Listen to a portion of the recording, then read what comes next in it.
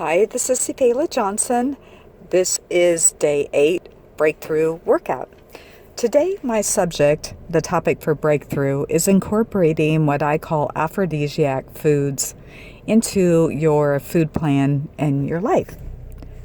I also believe these foods are a key component of the system that I use, the breakthrough system that I talk about in Sex and Chocolate. And first of all, I want to define what is an aphrodisiac food according to me, my definition of it. So in addition to the food being a food that promotes sexual desire, that is, I think, the most common thought of definition of an aphrodisiac food. I would expand that definition and say it is a food that promotes great blood circulation in the body, and also food that keeps your heart healthy and promotes good flow of energy. So that is an expanded version of what I would call an aphrodisiac food, but I think an important one. So some of the foods that are aphrodisiac foods are avocado, strawberries, asparagus, chocolate, of course. And when I think of these foods, I think of the actual effect of the food is much stronger if the food is raw. So, for instance, if you have raw chocolate, that is going to actually be much more essential than just a standard chocolate that isn't raw. And so how would you make a simple aphrodisiac food? I'll give an example of chocolate-covered strawberries. So first of all, you start out with organic strawberries, important, or grown locally. Organic, that would be awesome. And then to do a raw chocolate, it's very simple. Just combine a teaspoon of raw cacao with unrefined coconut oil, raw, a tablespoon. And if you want sweetener, there's a couple of ways you can go on that. You could use something like a tiny bit of stevia, a tiny bit of Truvia, whatever your choice is in that component, or a small amount of raw honey, although which is a fabulous aphrodisiac itself. I do not use that much just because of the sugar content. But you combine those three and just put a little bit on each strawberry, chill them, and that's a wonderful raw strawberry. So this is an example of an aphrodisiac. Of course, the standard oysters, yes, absolutely, that's true. So the other part of what I think is very important about aphrodisiac foods is also the concept of eating lightly. I think eggs, like a nice egg salad without mayo, I might add, using mustard or some substitute, is actually a great aphrodisiac. But I want to go into a specific example. So you have this nice date night planned, romantic. And I think one of the most key components about creating a romantic mood is when you have dinner. What do you order for dinner that helps you maintain your energy and your blood flow? So I would suggest something very light. A grilled fish is perfect, especially if it's grilled in olive oil, which in itself is an aphrodisiac. A light vegetable, of course, asparagus would be perfect because that is an aphrodisiac food. I also like sauteed spinach. I do like tomatoes, although some people don't react well to tomatoes, so that's just kind of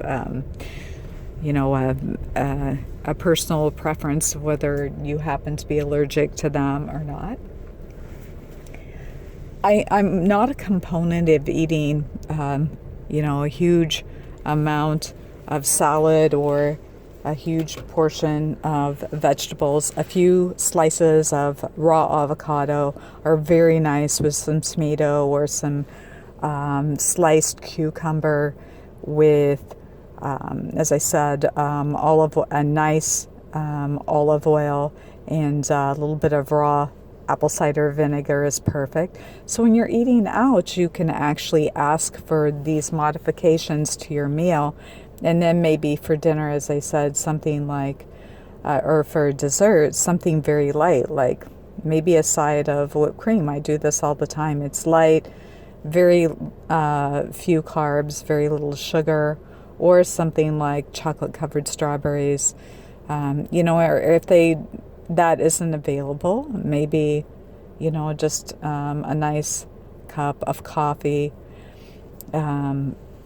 It is a nice ending to a meal, but the point would be is that you would eat very, very lightly for dinner so that you don't lose a lot of energy trying to digest the food, because this will definitely make a difference when you are having romantic moments and need that energy, for sex later on. And I've seen this happen with a lot of people. They, drink maybe, 4 or 5 glasses of alcohol instead of maybe just have like 1, maybe 2 drinks. And as I said, eat very, very lightly, very few carbs, staying away from the bread, staying away from the heavy foods. And this is also very much on food combining. I don't personally combine grain with a protein. However, I don't really eat grains, I must admit. So, I just keep it very light, like the very light, green vegetables, the spinach, the asparagus, that kind of thing. Avocado, a nice grilled meat, even a steak. I had a date where my date had a steak, and actually that's all he ate. He really passed on everything else, and it was actually perfect because he enjoyed the piece of steak. That's called mono eating.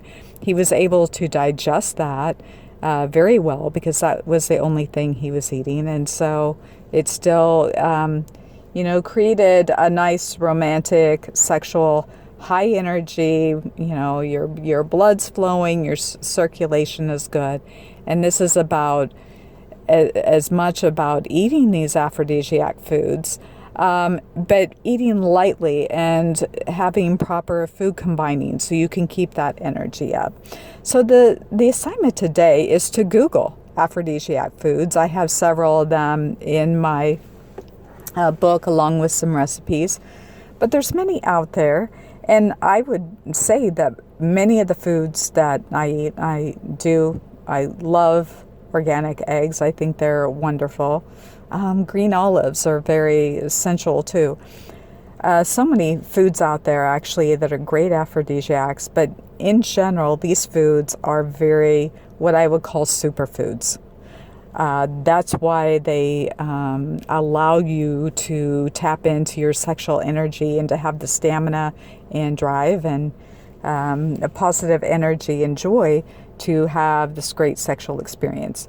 So the assignment today is to Google aphrodisiac foods, look at some of them, and also to experience and experiment with when you have these romantic dates and dinners, or if you're preparing the food at home, to prepare some of the meals as I've talked about with, just the very simple foods that keep your energy growing strong, and see how you feel. Did you feel better? Did it actually enhance the sexual experience by not eating such heavy foods and feeling weighted down? So this is Sifela Johnson, and have a great day. Thank you.